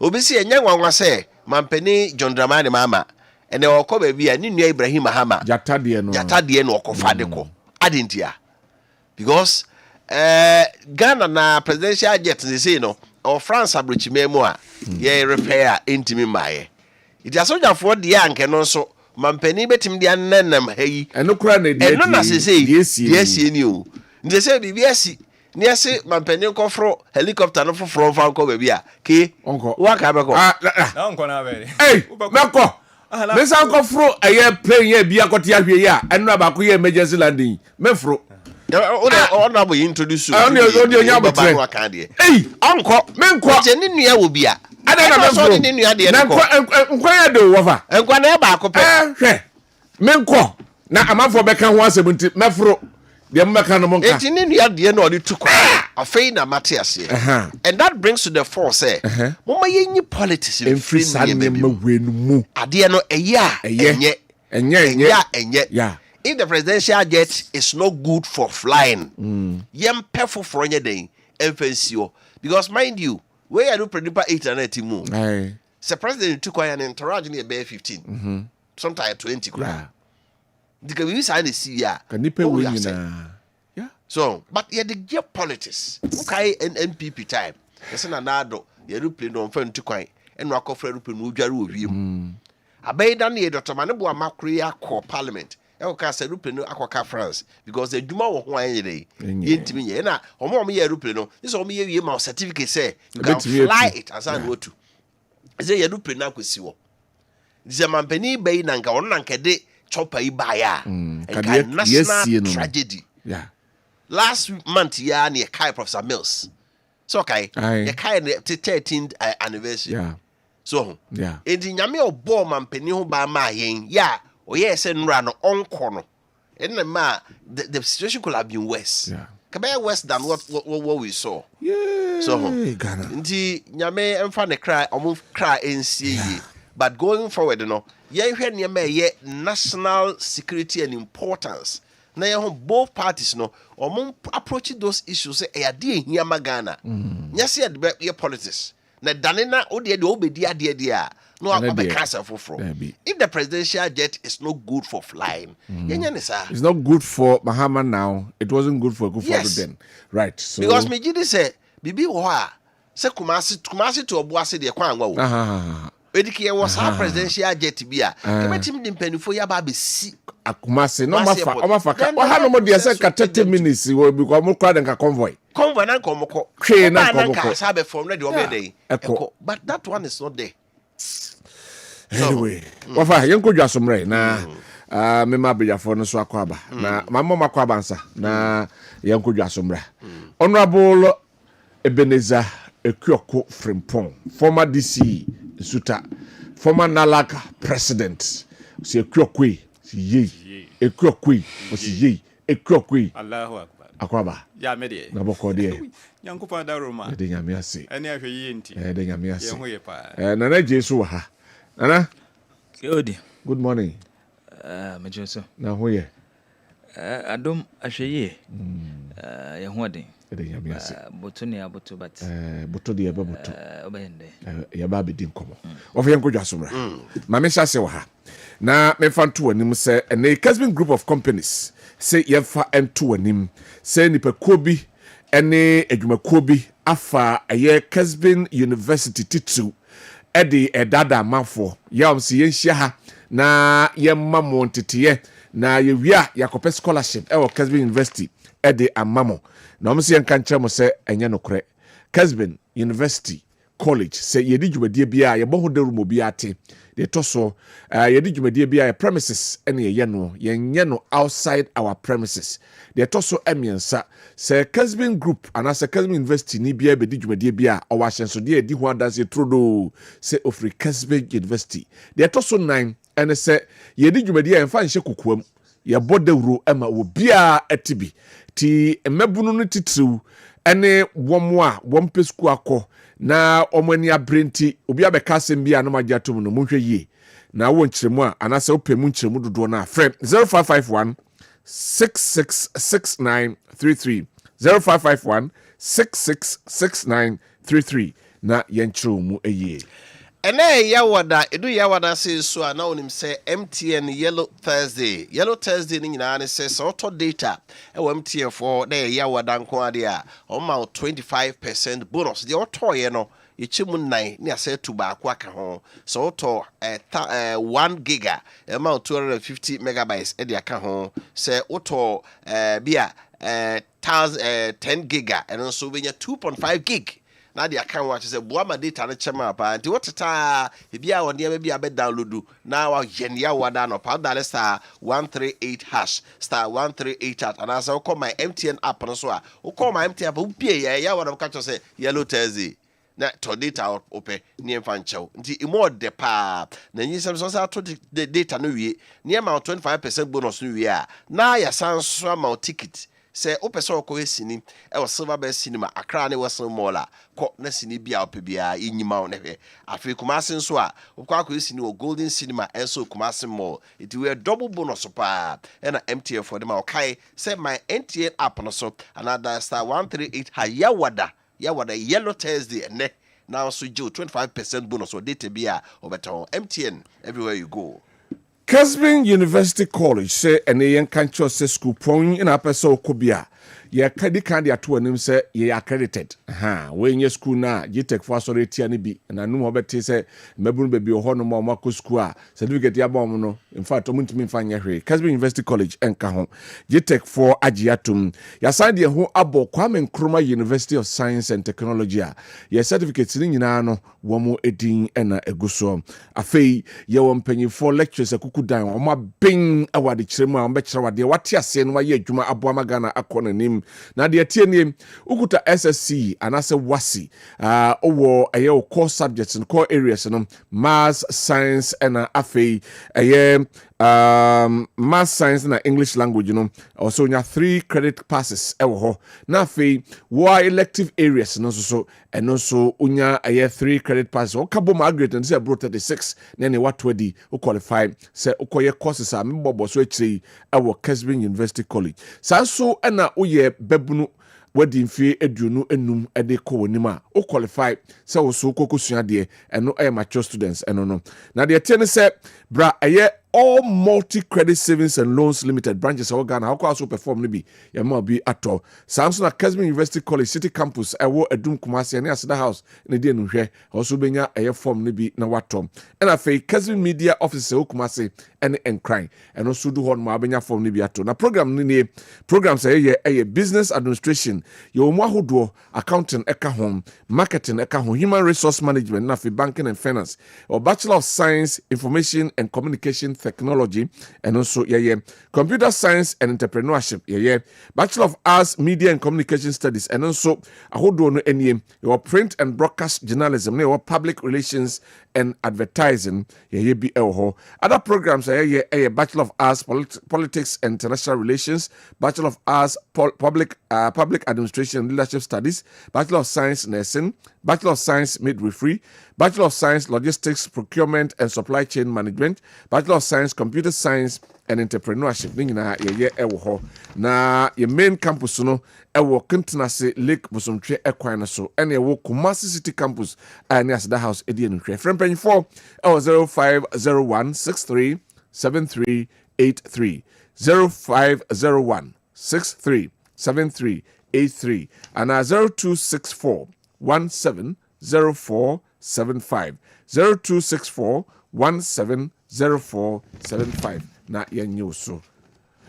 Kessben Travel and Tour say yemfa ento anim sɛ ɛnɛ wakonto ho nhyehyɛ no sɛn ɛna ɛho nsɛm ɛteɛ na wobɛtu kwan na wiem kwan na bɛfa deɛ a ɔsɔ de wani kyerɛ mu Kessben Travel and Tour na afei yɛyɛ wakonto ho ntotoɛ ɛho afutuo ɛho nimdeɛ ɛho akwankyerɛ ne nyinaa yɛ ma wo sɛ hotel na apɛ sɛ reserve ma ne nyinaa bɛyɛ reserve ama ticket ɛna apɛ sɛ reserve ɛma wa ɛno nso yɛbɛyɛ ɛde ama wo sɛ ɛnɛ flight schedules no sɛn ɛna ɛteɛ wopɛ sɛ ohunu ɛno yɛbɛma ho nimdeɛ ɛne akwankyerɛ yɛaba akokora saa bɛtwam a ɛno deɛ ɛdu ne yɛma ticket on credit meka ticket on credit mekyɛ no sɛ wayɛ hyɛ nyinaa wie aka ticket a wode bɛtu kwan no sika a wode bɛtwa ticket no ɛho ayɛ den bra yɛbɛtwa ticket ama wo na ɛnhyɛ no odi nhyɛ no so hwɛ Kessben Travel and Tour ɛkyɛ kwan ɛwɔ Aseda House Edum Kumase first floor ɛna ɛwɔ frɛ yɛn ɛwɔ 0209 434999 0209 434999 na yɛnyɛ wo so waba wo asɛm baako mmienu bia na okay ma menkɔ mpanyinfoɔ hɔ na yɛntoa so ba ɛhu deɛ woka mpa wei sɛ good morning please. It's a great loss to the country, and the Defense Ministry needs to change some old flight engines who were then working for Nanado and his team. The professional flight engineers yesterday at the Air Force Base on duty needs to be questioned. Isaac Nkoko and Oduweyaba. I don't read politics into these things. Yes, because a disastrous. Say nipa da se ne trans no no ayesa de we a no no adi nchina no kukum nipa we na obedi nchine tena ho no ma etojo I don't believe that thing will happen. Teacher constitution we mo ase Ghana is having a tough year in 2025. We lost that Idumba 16 young members of Savior Church in Asante Achim Obogu lost last month, and yesterday we lost prominent ministers and others. May God have mercy on Ghana. Our thoughts are with the families of those lost or no no. Good morning, Cody. I'm sad today. Condolences from Honorable George Osei Asmening and Oduwe Abba. Chief Soso, future MP from Mina. Good morning, Cody. In fact, Ghanaians are saddened by the demise of 8 of our beloved brothers and fathers who met their untimely death through plane crash yesterday. May the bereaved family be consoled. Long live Ghana, long live NPP media communicators. And I say, the entire country is in a state of mourning. May the souls of our gallant men rest in perfect peace. Ono and so at the ya or the abre and no OPK a patriotic voice for God. So and also say right yesterday was Black Wednesday, so may the souls of Dr. Omane Buama and 7 others rest in perfect peace. The 20% of fare hikes by drivers union is in the right direction because of the Doomsday levy. Okay, I'm interested in those things. Eric Kwekubwedi, a patriotic voice, my condolences to the families of those who have just perished in a helicopter crash. May their souls rest in peace. Ghana is mourning 8 gallant citizens who lost their lives in service to Mother Ghana. God knows best. All right, yada say Musa Bato, and so I was saying, and also Eddie Biaba was say, in my capacity as second vice chairman of the National Serial Callers Association of the NDC, member of the Media Monitors, deputy communications officer for the Aswasi constituency, and member of the NDC Syria social media team, I express my deepest condolences to the families of the 8 individuals who tragically lost their lives in the line of duty. Their sacrifice is a painful loss to the NDC and the nation. May their souls rest in peace and may their families find strength in this difficult time. All right, and also the rest of the messages, I'll come and pick them. But my main Shase and Free Honorable Ebenezer Ekyoko Frimpong Eho. Honorable, and Ryan Tiasem de Crow. Yantiasem de Cra. We who say me fra Tuntumia na Ayarehosem. Yeah. Ghana Richabo. I must say, Yato Abisino, a small bano, an ordin pa. Ya shre a crangochi. Ya enya sem kitua. Yeah. No kwasim ni a yanibrisem pa anibrisem. Na ninyene muno. Ya na SSA. You who said, asɛm bi wɔ hɔ a ɛba said the offer kind. We the nya mayo sem kra. Ya semwa ya esesi nyina yehunu. Kwan be fa so a ya ye behwe se ebi nsi bio. Esesi edwene ho ni hu kwan be fa so a ya ebi nsi bio because obi nim ne a saa sem ebitimi ato no bio. Nipa ya omo afiri mu no nipa no mu be se miensa de omo ye nipa na ase minimum ompa na ase omo ben me. Tambele Central MP ye call Congress some time ago. Menini shia ni edi nkombo na make chen say ya na mehwe no wo TV so managing programs. Na fe me former Ndala General Secretary na ono so enim no nti se me call Tamelia na ekoye program a na ono me call no ho Alhaji Sheriff ono so we free mu nyame mfa ne kransie na ye no mu kodi nkombo. Enti oyobi a ya se wutie no TV so a ohun sampa oyobi a ya onimede omoka ho bi pa na Northern Region NDC etimidi nkunimdi a etiminya nkunimu a na ase yedi nkunimu a ya ekisa kise votes a etimi appreciate ye. Honorable Omanebo Ama ayobi a ono so na meneno dinkita ho. In fact, the driver, personal driver, no drive on the car. Who free kwa mine. Honorable Ofori, on no a peace parliamentary candidate. Na meneno din kombo face to face abra ya Ofori atama me free mu na oba kwa mine. In fact, me reception ma ona one honorable Barbara sewa no ye deputy.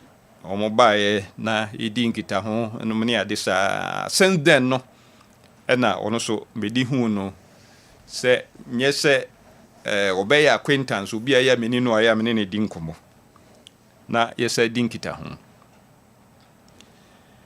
na honorable sapon de emfa ne se oyobi a no obeme pa obeme in the sense say me co secondary school me here say we say to secondary school form 1 na honorable sapon ewo form 4. Okay. Na ni nua ya udi na chi me classmate. Papa Mr. Sapon ono no ye senior house master. But me o say to no manwi ho. Me beto aso oti a Amedia secondary school rare amas kumasi. Enti Kofi Buachi Amedia so no so ye mate na it was the same class. Na honorable Sapon e free ho no obeye me yonkwa bibibia mu abra ya me DC me ko interview no panel no what so he was a member of the panel ye busa me questions na ade nyina we nanye se bia schoolmate asem ono so no obusa bi no ne ade na ye wie ya nyankopon ye madoma me impress panel no. Because said that time now or you come kapana no. Because young man, you hear from us. Sa pepe. About a week later, Nami won suta me chira dins to my secondary school. No, Nami wo Monica secondary school. Sapon etu ka free. Kumase eba me hobe ka kire me say. Bafo nyabeboa enche obetu udin. Ono atu ka free kumase. One fre wanye hwi two car. Eba unchen mampo. Ewo nsuta that time na me share dey wo Monica secondary school ewo mampo but na me tin nsuta. Sapo ba me nchen nwumre bi ene mba bedi nkomo ka chem se bafo enche. Nyame boa obetu udin. Ampampa ni na otwekra na beti medin.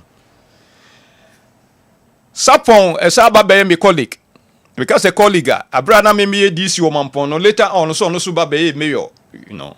Ewo KMA na ya na brebi o ha ya na binum fi se bia wo ye mayor ya na wo post no sene DC but ye nyina post no ya de kro but the only thing is wo city and obi susu sebe na na gosi adwuma na kan say akurasi DC but mu nyina no mu post ye pe mu akatua ye pe bibibia ye pe adamfo no mu ano ye dinkita ho a kosi se eduru bre bi na ye pe obi susu amana ba ba di post wo ha say deputy minister no mo ne ade onu na gigina mu a se ye mfa mame but unfortunately ankobasa mbeka se bre bi minister pon ye call conference bi wo Brazil Rio de Janeiro na UN conference bi me no hanabisiu ena na yen DC for no MC for no ye two me na me lead delegation no ya from this assemblies no ena ye koye na honorable support kan hanabisiu ena ho municipal chief executive but me ne ho municipal chief executive ena support ye koda hotel back na ye wie ye ne ye ba ye twa picture no me ba na me hwehwe na neta moko kam de ba be kireo na bra ya ye call Brazil no na Brazil no papa ye o ye call omo shop boutique ni ade de se no mani wom minya anka metopa bodo hu siska ni me ho sapo hu siska ni me ho maza sapo tu no botom and we $2,000 no the man and what the man me $2,000 I'm telling you $2,000 se ude anye bi kura no de opa se atade o empabuo your person to no your person to be an to I was amazed it is a me mechi so obi ka safo ho asamba ya na obi nim baby o ha ye number bia na obi ka no this anything na me say wu nim ne wo ka wo no to you no sa na hu no na me de me hu so yi ni papa bra no wo yiko na unu say JJ Rollins de no kwasem die o mampani ene ne ya adwuma ya se ho asem bia ba onfa nchewo asem bia lete bi obia betwero de cover bibia obe nhwehwemu na sapon that time no wo yiko ena yeso me investigation bi ewo mampon se obi atwero letter de ko ena wo ye investigation na there were some contractors be involved ena o mkanyam so na see ekra ya tise o classmate na so debi me schoolmate na be nya schoolmate asem na dwuma no wo ye because that investigation na ya o ye no krempo ni bia na for kra ba bia anim nti munya mo nya investigation wo ye investigation ni wie no ampa e bia anim ba bia na for no kokko hunu no sorry contractors no kokko hunu no ga nsem asa o no kra ya na asem no o mai na mo de mo ye adwuma e na mo ba na se munim ba bia ya asem no baby every ba ya yesimi nya dwuma no anka mo ma ha meka nkire me se eye ne classmate no meka we akosi se oyo obi a na pepeye e wona fam pepeye e wona fam onyu obi a se be no nso nkwase asem so enti se party ye wo mun se empo party ni bi ye bibi a so kai se o kai pa se kwakubu an koka bibi fa galamse hu a o ka se ansem ne ye nso so o kai pa miminim se ni o sitie se party ni bi kura ye bibi a me ka sa party ni nu hu asem me ma just one example na se here the way I ya Dr. Sapo besia kasem no ultimu hu se on so nkwase asem so kura on so nkwase asem so kura so se entity bi ni orientation bi a ya advance no ni ye mu binya ye no kwasem nie se mpo party ya ye wo mu no ye mu biye bibia ya emfata enya dia ya ososo enya dia ya ososo baby ye ko program bi o baabi ema obi ko ye bibi na ne bufu afu ye no ene ade na fan say public ayo enti ye wie na migina ne nchen and I'm say oh honorable no what na so how nim say me so nkwasa that's what ha ko ade ya wo ye so ahun say enipa ba na omo ba betena se na se we ya wo dwodwo mu ne ade na ye na bufu enti no sapon de mi metimi aka afa no no in fact ya hwe ade party no mu especially Ashanti region here say pa or a unifier yes obi o kanipa bomu na on so nkwase asem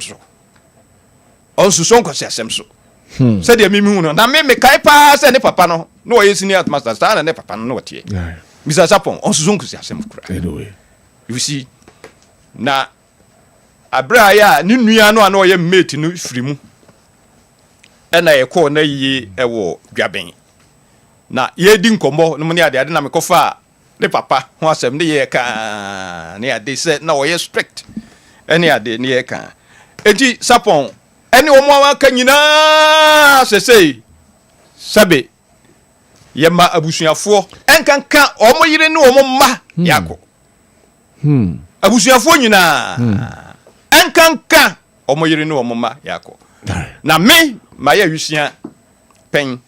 People we are in elementary school. I think form 1 or middle school. Who say? No Munche. Ura elementary school in Che. Form make elementary schools. Fan say those days in the say we primary now form 1. Now we are see mania ya mahunu no. Say we see mania ya mahunu no. Any be chi say the message dia pempem no. Obi ane papa be wu abra ya wo so bia no. Na be di ne ho ya sasa na abrabo aye dindindin se nyame ehu moba se nyame ehu moba se ne be ya obetumi akọ anim no pa no e be din right na me mra na je ho nana nyame ehu ye mobo nana madam me fa kwanya we sunso enchia menchia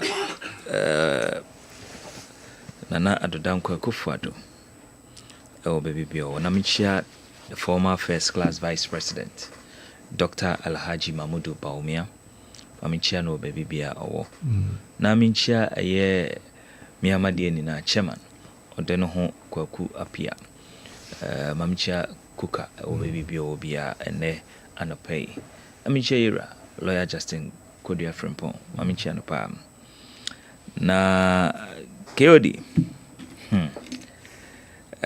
Brichi and abo aye o mine Ghana na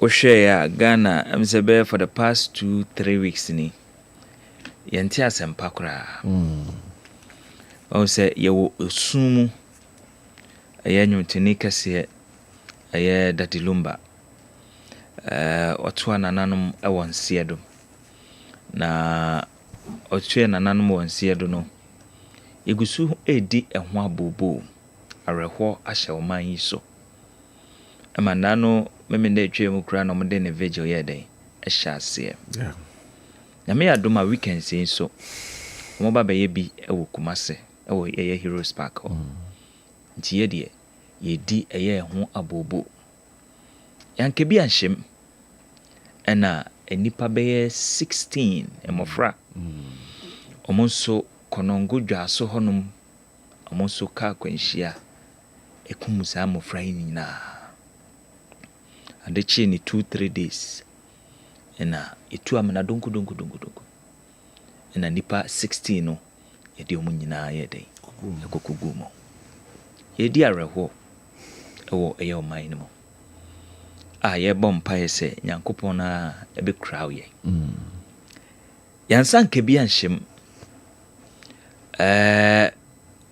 aban mu mpanimfo se omo de program bi ekoboase na the community mining no said ye no say a renaming eno mokoye wo eye oboase ne impotemo nti na guest speaker wo ho no President John Dramani Mahama wontumi anko no tu eye na soafo bi se omonko omonkonkusi eye nanemo program na shase na empanifo yi eba eye plane ya omode ebe na yese akrofom ni boase de modukura wi modu anasa na ekopemye ema empanifo awom ane wona wotwi yemuhyen ni nyina no omu nyina yedai atetiegu na endra nankasa na de keodi endra nankasa na nye da papa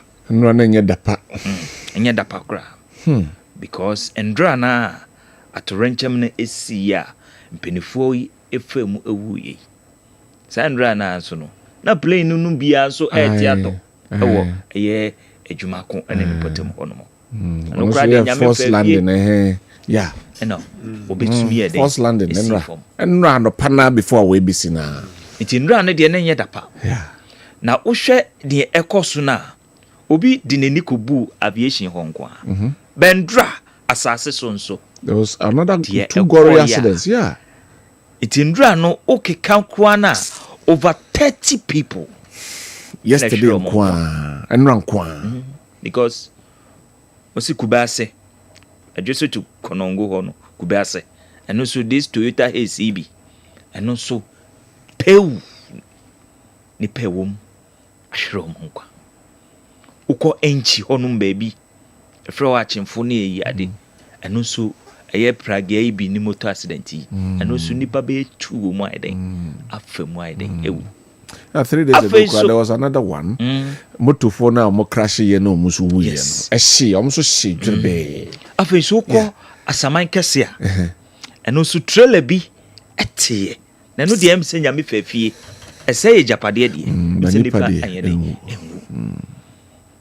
Iti endura nankasa na deɛ na nyɛ dapa ɛma o man. Does it call for a rethink, review? Yenhwɛ yasitin because though spirituality ni sanema no ensheda enrem, but shall we yentenasi as a nation na yenhwe sanema ibiwa na because it looks as if say from January up to for instance July ye womi akwanhia hodo a atoto o my Ghana no Kewodi intensi o hwɛ reporter ɛwɔ hɔ a ɛfa ɛyɛ akwanhia esia ɛne nipa afama wuo na is over 5,000 or so. Yeah, 5,000. Ɛna nipa afama wu no ɛyɛ over 1,000 between January to ɛyɛ Neduyam no kase over 1,000. Kewodi obiara ne dewe osife hu ɛno ne fa. Me hu sɛ asɔfoɔ bi akasa edifoɔ bi akasa ɛwɔ kurowe mu. Ɛna traditionalists for no bi nso ayɛ dɛ akasa. Yeah. Meka no baby ndra say the nioma ɛkɔ no asɔfoɔ yi ensɔre mo man Ghana because say yebehu na yentumi nsi ano kwan a then yebeka akra yɛ den. Most of them what they say and say ɛhɔ na minim I don't know because nyame na yi kyerɛ me sɔfo ba ko kasa e kyerɛ sɛ ɔno nko ntimi nko so Ghana for sorry na ye mompae ye mpae ba ko form ana nyagobo na so I don't get it. Enti media makase asofo na endi ma o man. Yeah. Menim say emre bi atwa mu be 3-4 weeks ago at the National Day of Prayer by. Say ehu hia say ye sansori gine mbɔ mpae ma o man ya. Yenye. Because utietie ɛyɛ sunsum nsɛm a akɔso ne nsɛm a ɔmo kana asɔfo ne bi kyerɛ sɛ nneɛma ɛkɔso no during the elections na ntwe now yanhwa ebenya nsunsuanso wɔ man we so 2025 nti mi bisa sɛ ɛno na esisi ya na because utie sofo ba kokra o ka say afi mu nyina no months a ewom aye papa just 3 months bi pe njomo ka say is it May and then say July and then say November apart from this month ye free afi we mu na month na ka ni nyina no month boni iti ye na sofo no mun sore ema omai na mun dima aye omai Ghana because ne ekoso no ehuye onam kwan so a oyem hyehyew ukofa eye soro so a ayem hyehye kana krade nka soro krade nka ensha ntisa nema we ye ntanti ayem hyehye aba ndise obi etu kwan a ode Ewrade gye kopem sai bedru it is anyame amemu a Kewodi ya hoɔden ni ntumi nyɛ ya hoɔden ni ntumi nyɛ yeah anyame amemu yeah yesi ɔman yɛ Christian was Christian country it's a Christopher no wɔ he yen sori ni ndi mo man na fe nso ye hwe e ho no na yen so ye mistakes aye e wo kuro we mu no yen hwe ne yen correct be de men ko kase e bia na plani e develop a fault any ade but on my way your maintenance culture and our form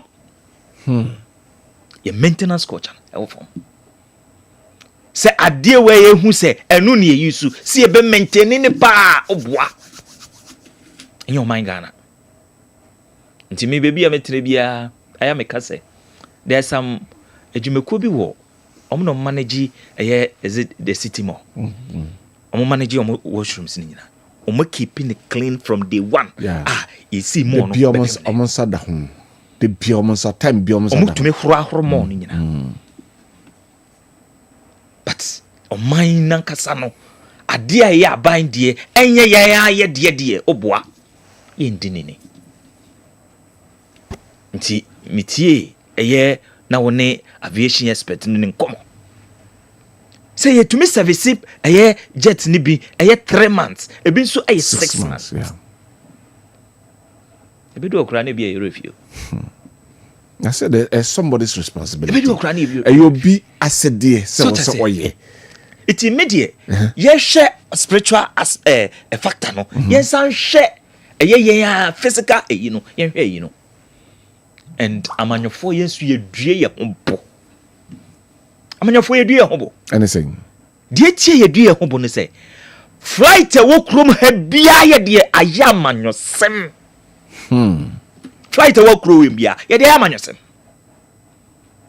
ye de sanuoma ni nyina aya amanyosem oti wo krom ha say dabena eye American president and as a France president otu kwanya emumpe oman ne mumpe nimfo ede ne flight ho nsensem ayede apapa betudwa but this is a bibi man ye de bibia ya amanyosem ede na ekosoi is it a call say nya sanem because you can say will we stop say ye jai immediately you from the NPP side ede na mbe ye de jai sanem because ene weba because say a friend saying okuje toko kan sem say oba yemma private flight ni na say for inform and penini ni ma okwa be resigning we pick it up but na munim the condition of the presidential jets but you were talking about it why didn't you come out say na wunim ntini abehu ye no but you were criticizing him you see na membese be call but you see you make it ayibi wa 2015 President Mahama Ohoy and NDC inform Ohoy they know say I am shishibi by 2015 na President Mahama etukwa ko Kenya flight to Korea flight ni man musu okutuka we mu engine bia no ena eja e free tour see form so yenim we nyina you see yenim we nyina to amanyosem no ntwentwene but Ghana hade ba ko haye ba ko pa eye amanyosem say ye me party mu de na enye kura ye yes say ye we de na ye enye with time we have to go down and draw that your friend saying side division e wo ho no ye man free ho na ye ndwene o my Ghana ho kane that's the most important thing yes o my no e de obi akoma so but amanyosem ni yaye ni too much here na Dankwa kufado office na nchenye de mama example baako oko US na was sign the flight no e ba Ghana go to US about mem na ko bisa the flight ni ye president kufado but ye be kai say flight ni any good condition hwensem a ye ketu kufado so ye kaya ka say se hu se nsuo kura to a emo hu nsuo kura nkonkoso bia na president kufado na edware ana so ye bibia ku ayensuo ye ka ni nyina okroma ene arefo ana shamso ade antia ye kwako ye program ya fa flight fin kran ye kwa ya kaka krampo ni edu ho ye se bonkran ipenfo atim ni nyina na de ye me ye kra ne se ye se nyankrofobia omufi the same political party a sign the jamanyosem me ho twere me e wokro we mo that's something mo kan amre am social media sem no I am a person me kutu because don't say it yes because me and Sadia season me pese be amanyosem be fam kra a national disaster no it you tie sem no mo kana aya na eye metan say it omo nye nipa na omo netema so imagine Keodi emra flight a helicopter na eye no bisa ho say nsembei na doctor mane boa ma mutala enmo ne nkrofo eka wo flight ni mo nsembei na no mo kan asa na ekwa kwhwe ase anyway and so be anim sisi enim de omo kan of flight mo mo kan nyina say ewrade chiye because nyankopon pe ne betumi age wo yeah nyankopon pe na samre no betumi age wo mo because pilot no ye na famu de ontumi save obia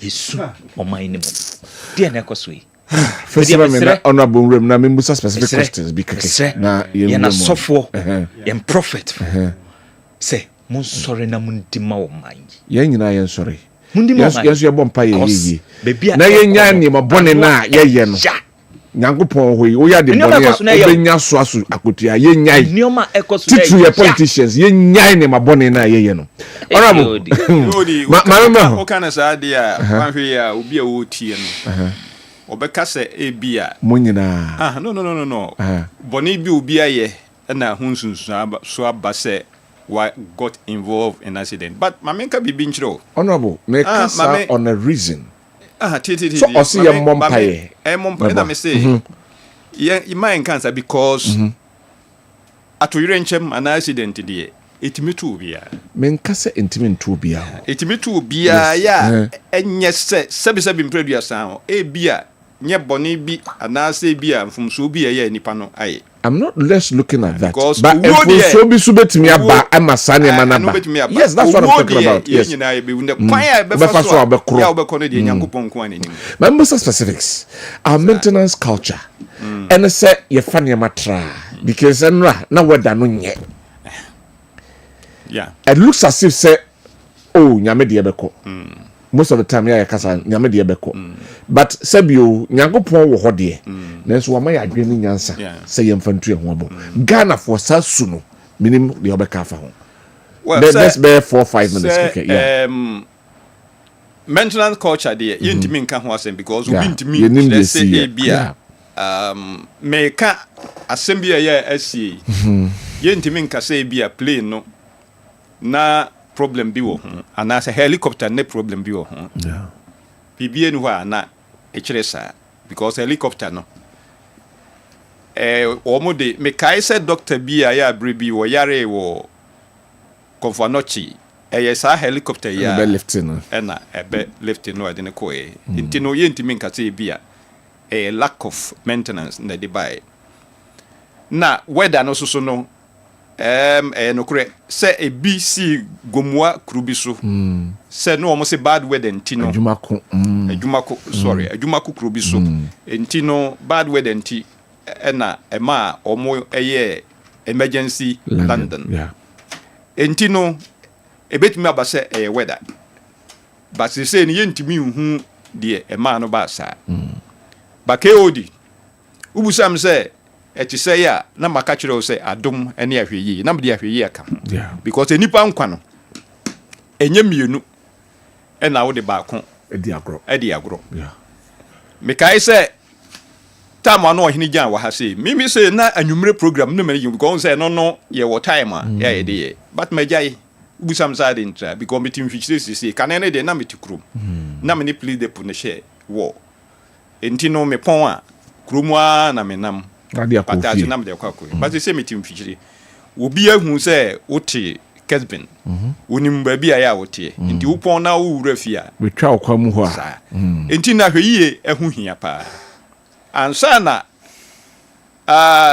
enwa obenyini no aye tope no this wo hwe no hu yi aboa achichide wotimi nyina nya mfie be se oha ahweyie ene de sade no ko no kro nanti aboko because onanti aboko aboa bia pese obi pese ofa no a anka obetumi afa no easy to pay e ma afa no kwa enti no ahweyiye so e yade a ya ehun hia enti bibia ya wo ye bia no emfa and take chances say we dey me nye ni say na menhwe ni say bia ebe yi a ana so we dey bia na anya hwe mimi say eda ye di kai ya metna moto so na menhwe helmet na kwa bi sabe na be nika wo nsuta na kwa no say o ba betima ma me no o kwa kofa bibi wo mampon na odi metna moto so amerika bia ya odi metu ye no for more than about 40 years moto mantena bi so da because o ma me sheme ma me ka se moto die sa amerika ya odi metu ye mentena bi so kurada kusi se birebi na ye kwa from planes can't mean ko ye ka odi be kwa no me they meet me there until that my am now so that was in the elections here you win your friend 2024 elections and I make say yeah ade ya meswai se menye bi da enso ahomtie nti me yehu bibi enye na mesat na so bro asma make 40 years kura jama etwam kura ahonti ahweyie ehu hia se o ko ba bi ka ya wo de se ka yi enkran ya yekui me kai se that time na Ford no wo ho no ne ye de konkran no metna ba kum once amerika bia ya odi metu ye no so time na mo si so mo Accra High School I think 1982 81 82 mo ho ba bi na mi swai se mint na bi mbio besis na no mint na bi mbio enti no ahweyi ehu hia na afesu so no ye nhwe se bibia nkanka de o mampani nam de o bibia nam ye plane mu ne de se un se wahwe huna ohun se planes ya etihwe dodo no a ya etihwe ne ye internal flight because internal flight planes ne ta ya tu kwa mani mu an tutu ne kwan no ya nemom international flight planes kura de entante because some time ago many Alhaji Sheriff ya me general secretary make say na ni nua ne the yonko ne Temeli Central MP ya ofri mu mene no ko Zimbabwe na ye kokosi Zambia ene ye fa helicopter minua KOD me say helicopter no said ye AC na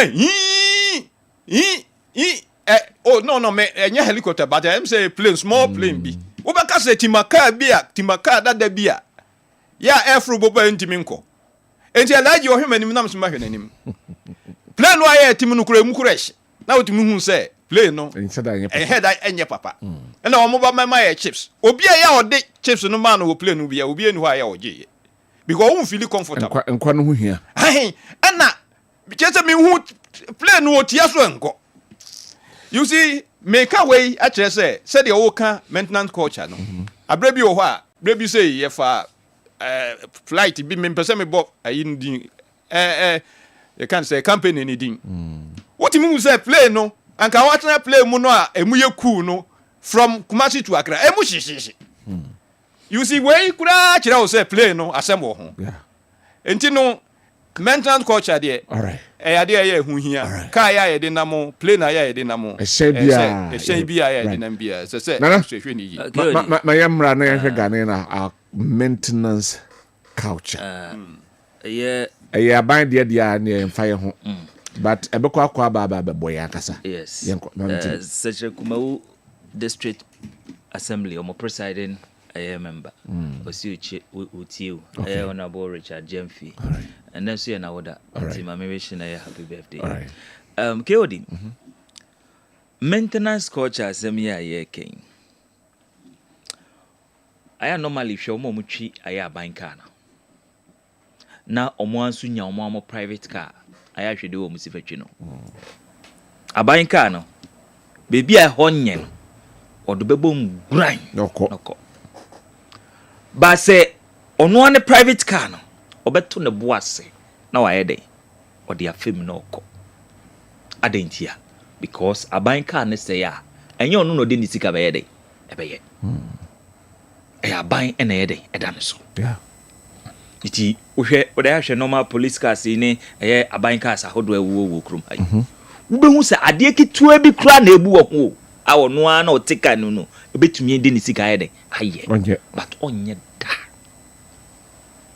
onye but ɔno ne cars ɔtenwe ɔbɛkɔ no makɔ yama but deɛ na yɛ aban deɛ no onye enu na didi mu ama ɔman no ayɛ eyare ɛda yɛ so because from Axim to Sebila kro me say ɔman no ayɛ yare ɛda yɛn so sɛ aban deɛ deɛ ehwɛ ni yi ba yɛn ayɛ deɛ yɛbɛhwɛ ni yi nti enei deɛ akwa ba beduru no me deɛ me mpɛ sɛ yɛbɛka sɛ ɛyɛ helicopter yi ɛyɛ maintenance ayi bi a yanyɛ na akɔfa saa asɛm na ba sɛ yɛ nu na ɛkɔfa saa asɛm ne ba idea then ɛne ɔman yɛ yɛnti no ɔman yɛ yɛnti because maintenance a yɛbɛyɛ service a yɛbɛyɛ ɛne yanyɛ na ɛkɔfa saa asɛm we ba yɛ dia ɛne ɔman yɛ yɛnti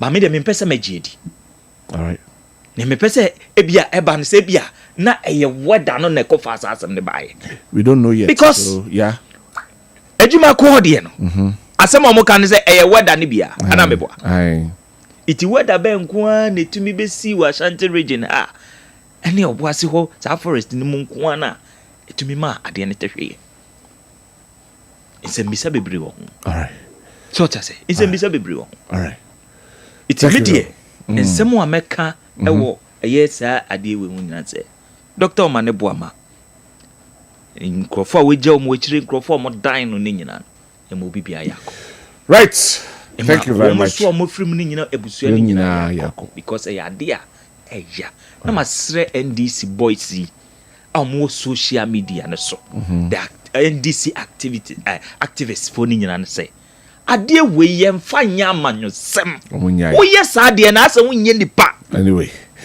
thank you very much Dj enye omo nko MPP for so yebi omo so yebi so ye kwa ha na yaka me so mahu bi MPP for no so de yamanyesem so let's forget about this political aspect of it na because enya manyesem tu se me ba ye me ka se nyina mu no am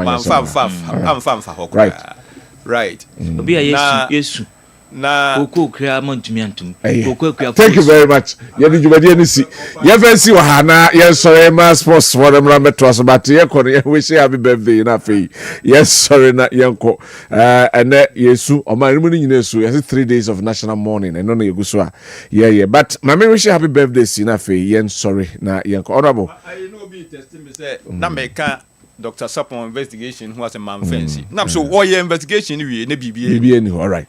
Thank you very much. Yeah, fancy you. Right. Enti Nada Honorable Ebenezer Kreko Frimpong. As Mada aye Naje Dimba Kondo se me time until them they share the kem. Mada ono so ase say on pass it through. But mamenko na me wish happy birthday Stronko. And family payer was happy birthday, Enko Emma, beautiful and lovely wife, Mary Ousia Safo of Ebuakwa. We if your husband Bonsu was and wish you happy birthday. Happy birthday, Enko Emmanuel Kojuapia, former director of National Sports. Hey, and then my birthday, we for Stephen Apia. May God bless and protect you. Happy birthday, Enko Kalista, Nana Ama Santi of Dankwa, we for Kuya Chika. Say wish you happy birthday. Happy birthday, Enko Master Jojo Nyakumensam, a proud second year student of KNUST. May the good Lord continue to elevate you to the highest height, placing you exactly where you belong with love and blessings from your proud parents, Uncle Joe and Mama Pat. Nyami Insha. Happy birthday, Enko and Fama, our adorable twins, Tyson and Elsa. You shall do exceedingly abundantly above all you can think of. You are a blessing from mom and dad. Say we should happy birthday, Sana. Uncle Kwesi fantastic. Wish ni wish a ray Jewel Ajima Boating of Leeds United Kingdom. Happy birthday. Afi happy birthday Enko Enfama Emmanuel Akwa Asari of KMA Marriage Registry, Ratri Park. May your special day day be filled with joy, laughter, and everything you have wished for. Wishing you a year ahead filled with happiness and success from Tani Montana. Happy birthday, Nkoma Emmanuel Ekyokun Obulebu. Okay, former captain of Aduana Stars. May this day bring you endless blessings, happiness, joy, and everlasting favor from Ni Frimpong and the entire family. Yadi Jumadieno AC. Na ya sorry, I'm a Sergio Laka and the sports crew no ababeto so me din ede Kwabena so Dankwa ofa Kofi Apia hotel nka mala me ya na shege me din na fetenka crew ni nyina boaye ya ye de ebo ebremo meda na naje ase no mada eye honorable Ekreko Frimpong enso ase nyame adoma ochena ode odomdom ye besan ehia na ye din kuma nanwumre wofa Kofi Apia betena ase e wo de punch jumadi ne so yakramo bye bye. We'll be right back. We'll be right back. Gotta pay some bills. Anyone kwejuma inta kwadane hwe na bedawso se ne be ya we betima kwejuma afi wo hu se wonnim se na obesesa oba ne diaper enti wo ye video call de frɛ wo yiri se omo hello medo bibe boko ana mi ya omo